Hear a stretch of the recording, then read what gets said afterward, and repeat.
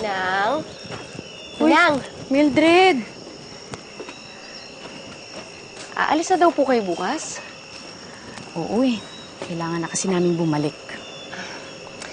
Gusto ko lang pong magpasalamat at tinanggap po ninyo yung imbitasyon namin dito.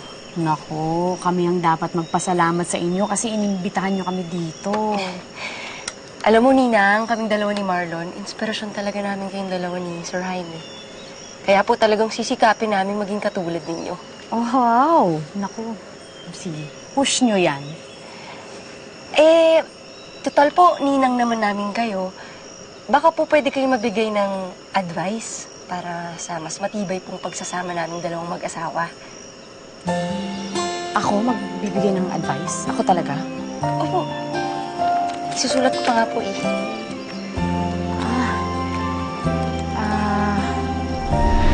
Eat you for breakfast, lunch, and dinner!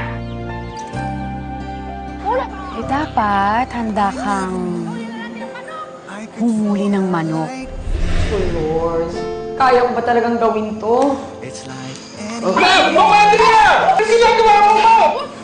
At tumapak sa ulo kung sakaling magkasakit siya.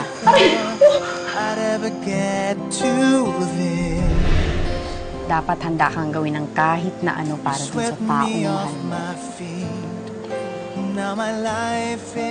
Dapat open-minded ho kayo kasi mas masarap yung ka-travel yung mga taong open-minded. Willing to try new things. Tama. Ganun tayo, ikaw. Dapat lagi kayong masaya. Yan. Alam mo, Andrea, ibang sayaw ang alam ko, ganito.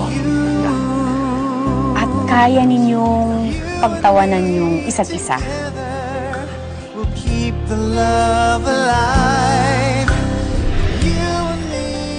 At syempre, dapat hindi kayo nagtatago ng sikreto sa isa't isa. Ang gwapo mo kasi.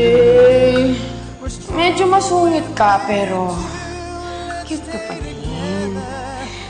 Actually, hindi ka naman talaga masungit eh. Mabait mo kaya?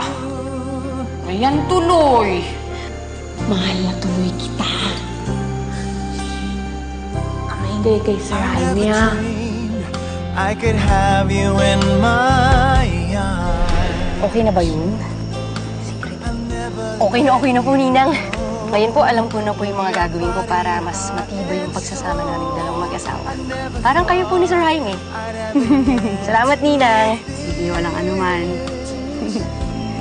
Nakuha mo lahat yun, ha? Nakuha ko po lahat.